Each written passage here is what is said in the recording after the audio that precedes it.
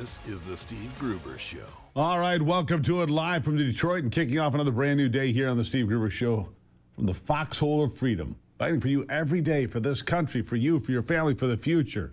Who do you want in your foxhole? A lot of work to do here today, so let's get right to it. Here are three big things you need to know. Number one, a scathing report is calling on the United States to label the Muslim Brotherhood a terrorist organization.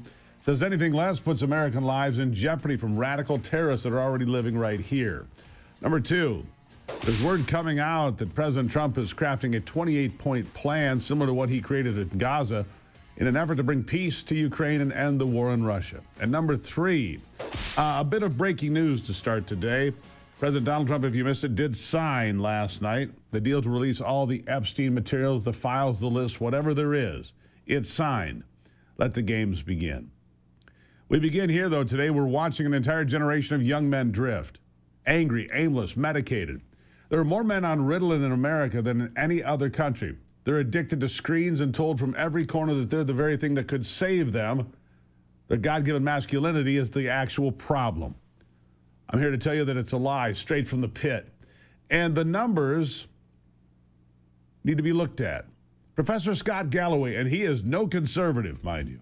He's a New York liberal who teaches at NYU, but he lays it out cold. This generation of young men is the first in American history that's worse off than their parents at the same age. Our economy is failing them. Listen. As we go down generations, we're seeing that for the last two generations, people are making less money on an inflation-adjusted basis. In addition, the cost of buying a home, the cost of pursuing education continues to skyrocket. So the purchasing power, the prosperity is inversely correlated to age. Simply put, as we get younger, we're taking away opportunity and prosperity from our youngest. The social contract that is now no longer in place, and for the first time in the U.S.'s history, a 30-year-old is no longer doing as well as his or her parents were at 30. This is a breakdown in the fundamental agreement we have with any society, and it creates rage and shame. As a result, people over the age of 55 feel pretty good about America, but less than 1 in 5 people under the age of 34 feel very good about America. This creates an incendiary. Righteous movements, cuts to our society end up becoming opportunistic infections because generally speaking, young people have a warranted envy, they're pissed off, and they're angry that they don't enjoy the same spoils and prosperity that were provided to our generation. Let all that sink in. Wages are flat. Housing nearly impossible. Student debt crushing. Marriage and family formation collapsing. Galloway says it himself. They're starting the race with concrete blocks tied to their ankles. And what do? We hand them a lecture on toxic masculinity instead of giving them a ladder. Toxic masculinity. There it is, the favorite boogeyman of the left. And like me, Charlie Kirk and others rejected that label over and over again. Here's the late Charlie Kirk. What's your opinion on toxic masculinity? You mean that toxic masculinity that stormed Normandy Beach and won World War II? Or the toxic masculinity that founded the country, or primarily men that go and fight our wars, fight our battles? I mean, it's a preposterous statement. Instead, we need to lift up men, no longer say that they need to be boys, but they need to turn into dangerous gentlemen and understand what exactly that means, which is to protect the innocent, know your power, use it prudently, and go on an adventure and stop being a boy in your parents' home. Stop being a boy in your parents' home, period. Scott Galloway again. No right-winger says the same. So you got right and left, they agree on this. I agree with this. The phrase toxic masculinity is one of the most destructive terms ever introduced into our culture. Why? Because it takes every natural male impulse, competition, risk-taking, protection, provision, and yes, actually fighting for what you believe in, and pretends those things are the disease instead of the cure. Listen to this.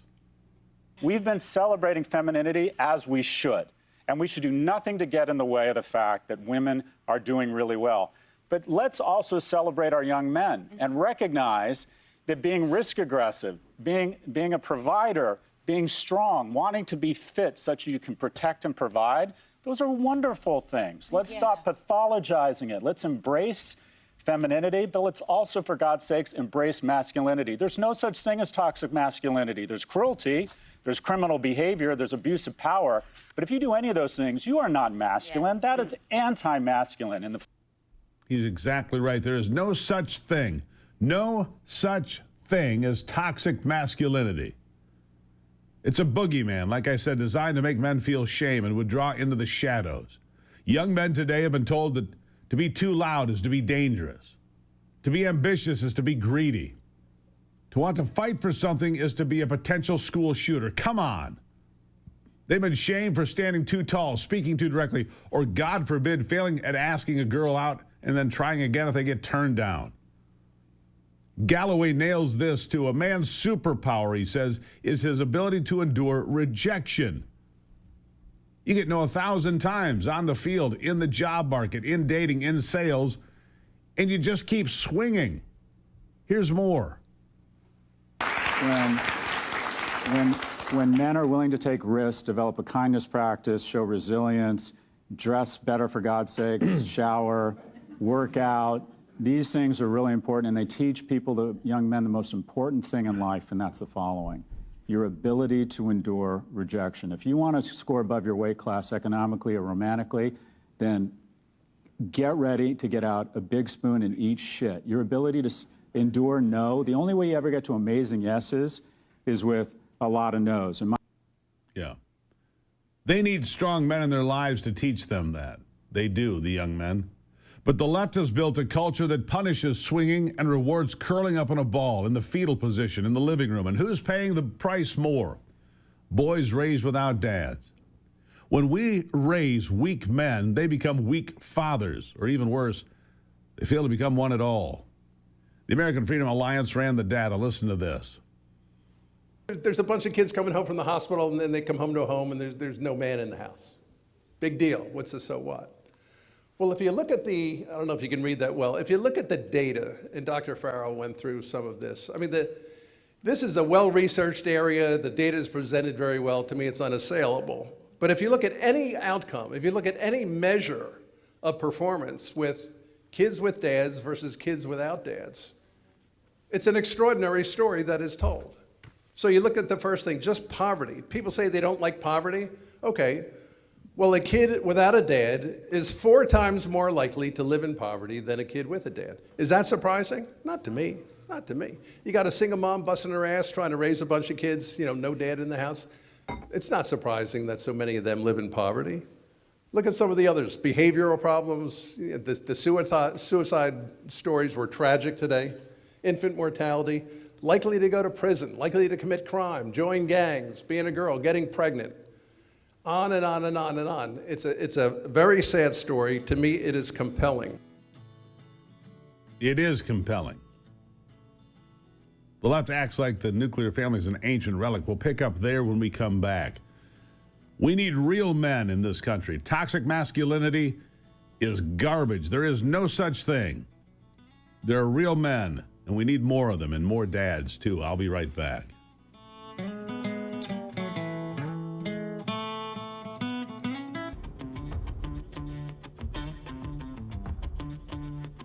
All right, like I said, the left acts like the nuclear family is an ancient relic.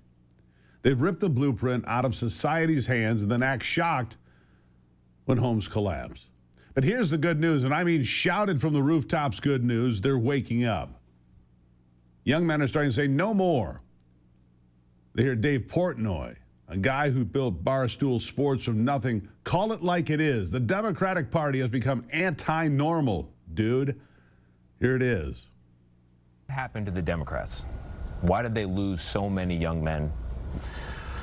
People often think I have the answer. My nutshell is generally they were very anti-normal guys. Like if you, what do you mean normal guys? It's okay. Are you saying there's only one way to be a guy? If that girl's hot, hey, that girl's hot. I want to drink. I want to party. I like frat parties. I like that. That was all bad. Like, and to be honest, it's the white guy, and this sounds, but was the bad guy. Became the bad guy. And there's a lot of white dudes who are like, well, I'm not the bad guy. Like, what are you getting mad at me for? I wasn't here for colonialism or any of the stuff that you guys are complaining about 200 years ago. Like, what did I do? Yeah, what did I do? Democrats told young men, especially Christian conservative men, that they are and were the problem with society. They tanked the economy, ripped away opportunities from the next generation, and then had the gall to tell 20-year-old dudes that the problem with society is that too many men want to be protectors and providers. And then you've got wackos on the left, like the disgraced reporter Taylor Lorenz, who justifies the idolization of who? Not a gentleman, but the man who killed the United Healthcare CEO in cold blood, Luigi Mangione. Unbelievable. Here it is. So you're going to see women especially that feel like, oh my God, right? Like here's this man who's revolutionary, who's famous, who's handsome, who's young, who's smart. He's a person that seems this morally good man, which is hard to find. What? A morally good man? Are you kidding me? That is insanity. Thankfully, with this administration, we have leaders in power who celebrate the attributes of actually good men. Young men get to watch Trump's Transportation Secretary Sean Duffy, a father of 9, talk about men coming back to what it means to be a strong man, a protector, a provider. Here it is. Well, we legitimately almost lost what it means to be a man. But it's come It was back like this close. and it came back in full force because of guys like you that go, I'm going to talk about what does it mean to be a man, and this group of great men that'll talk about what it means to be a man, and it is the chivalry, it's respecting women, it's these, by the way, these are very Catholic ideas. We started these ideas in Western civilization, in protecting your family, protecting your kids, and faith is such a big part of it. Where do you think the resurgence came from? I think it was the attack on masculinity, calling us toxic. Yeah, but how long did that go on for? Too long. Was it? It was a slow burn, I think. It was a slow burn that came to a crescendo of these attacks on these boys. And when they had an outlet that would actually celebrate them, would talk about how great they are and how great masculinity actually is, they gravitated towards it. And they rejected, you're toxic, and they would gravitate to the celebration. You're not toxic. Chivalry, respecting women, protecting your family and your kids. It's what we need to be teaching and applauding, frankly. The next generation needs to see the conservative movement, the churches, the coaches, the dads who never left, standing up and saying, son, we've got your back. Be strong, be courageous. The world needs men, real men again. So to every young man listening right now, you are not the problem. You are the answer. The same fire God put in David when he ran toward Goliath, the same strength he gave to Joshua when he said, be strong and courageous. It's in you. If you're a boy, be a boy, loud and proud. You don't need to act like a proper little girl to be acceptable in society. Absolutely. The world took its best shot, feminized schools, broken homes, a culture that medicates boys instead of raising them. And if you're still standing, that's not weakness. That's proof you were built for such a time as this. Get in the weight room. Get in the Word. Find a mentor, an older man who's been through the firestorm. Learn a trade. Ask a girl out. If she says no, tip your hat, say thank you, and keep walking like a man. Protect the weak. Provide for your people. Lead. The left wants you docile. God made you dangerous for a good reason. And the tide is turning, fellas. They told you to sit down and shut up. You're standing up and roaring. And a generation of women, children, churches, and a nation that forgot how much it needs strong men is about to remember. Be that man. The one your grandfather would have shaken your hand for becoming. We're proud of you. And we're not going anywhere. Now let's get to work. Remember, I'm a man. We're going to change this a little bit. I'm a man. Hear me roar. Another segment of our population that needs as much support and encouragement as it can get is our veterans. Support for today's program comes from PureClean's Veterans Initiative, PureVet, investing in our nation's heroes by helping them own and operate thriving local businesses. Get in touch. Call 855-PureVet or visit purevet.com. PureClean is the base company here. I had a fire a year ago in a rental house. Devastating fire. PuroClean came to the scene. They have been spectacular. When do you hear that about a restoration company? They've been just great to work with. I mean, these people are first class. The relentless pursuit of customer service. It's been great. And they do the same thing for veterans. If you're a veteran or know somebody who is, that wants to be an entrepreneur, that wants to get to the front of the line to own their own business, this is your chance. Purovet.com. Purovet.com or 855-PuroVet. Find out more. It's well worth it. I'll take a break and be right back.